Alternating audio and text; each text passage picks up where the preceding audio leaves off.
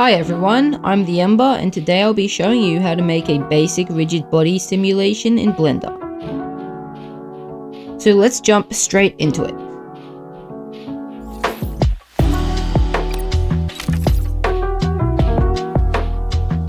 So I've opened up Blender here and I'm just going to select the light and press X to delete it.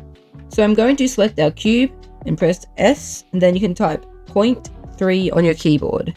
Then I'm going to go to side view by pressing this X up on the gizmo and GZ and hold Control to snap this to the grid and move it up so it's just sitting on this green line.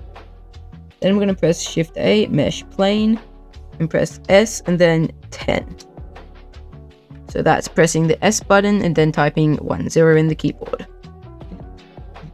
I'm going to select our cube, go over to the physics properties, and add a rigid body to it.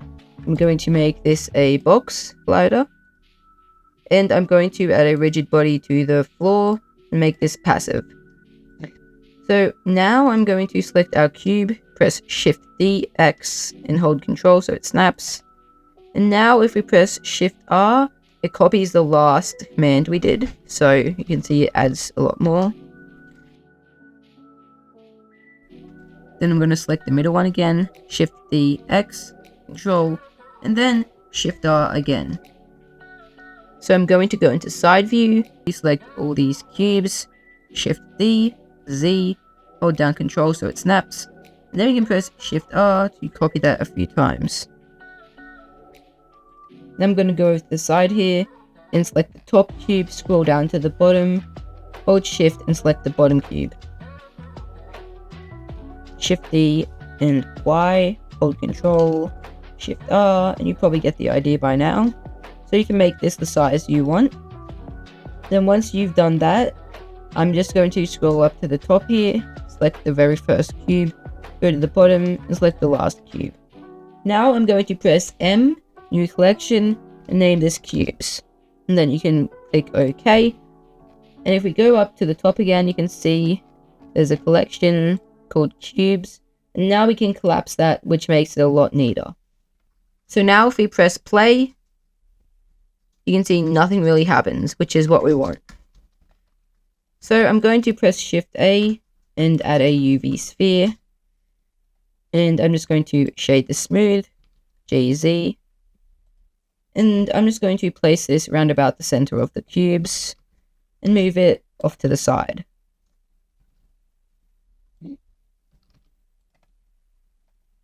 I'm also going to add rigid body to the sphere and make it a sphere collision shape.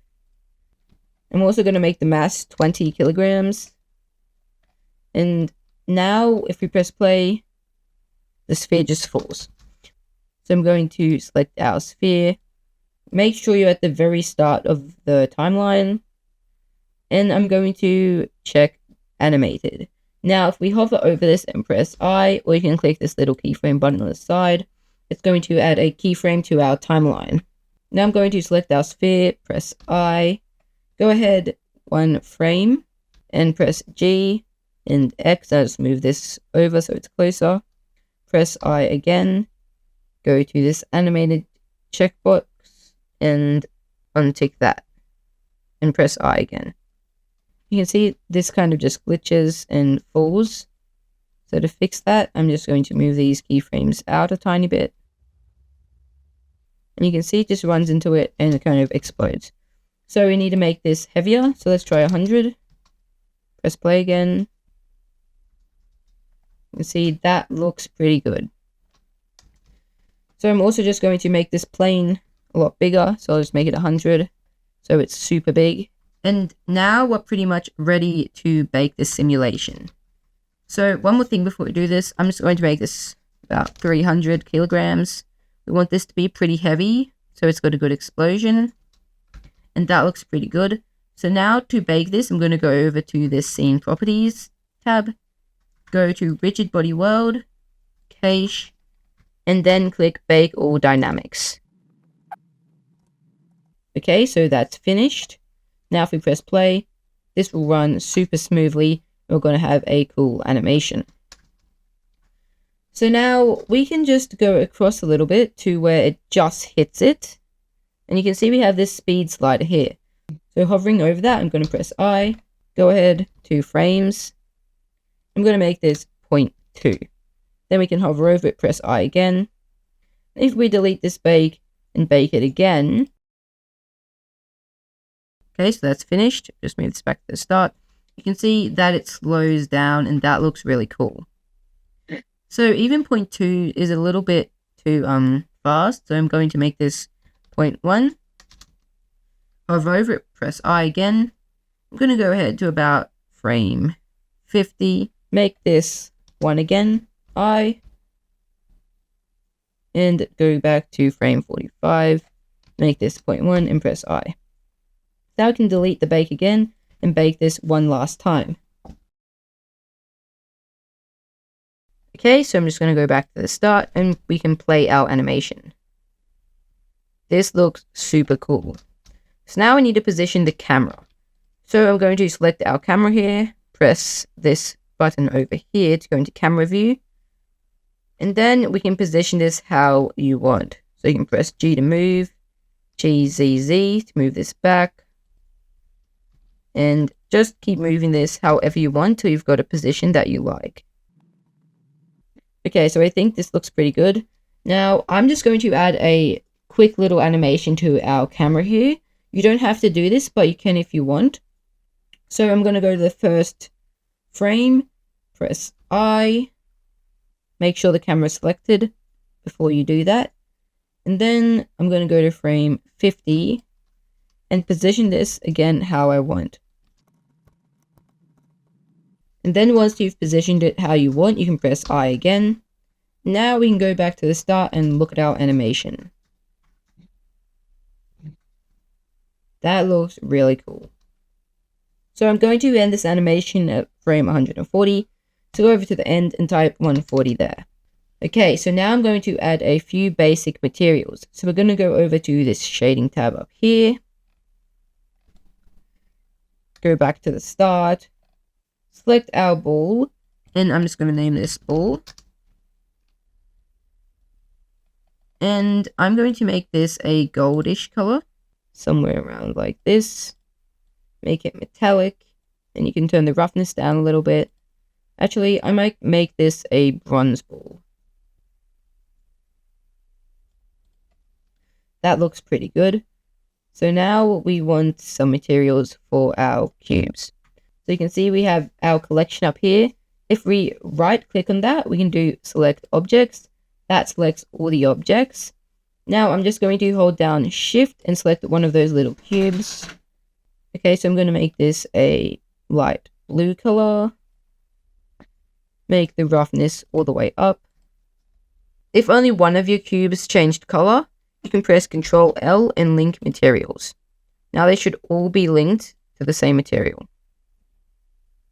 One more thing you can do if you really want this to look super cool, you can come down to the transmission and make this about like 0.7, turn the roughness all the way down, and then when you render this, your cubes will look like they're little glass cubes.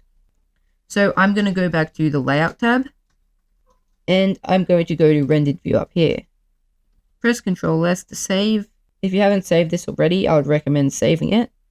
Then we're going to go over to the render engine and change this to Cycles.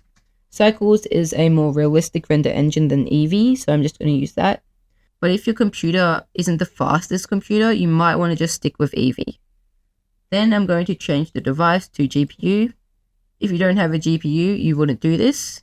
And I'm going to make the max samples 220. So now it's time to add some lighting. So I'm going to press Shift A, Mesh, and add a light. I'm going to make this an area light. GZ, move it up.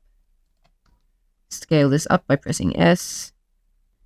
And go to the light settings, and I'll make this a big number. Round about like 1,000. Like this. And then you can just position this light how you want.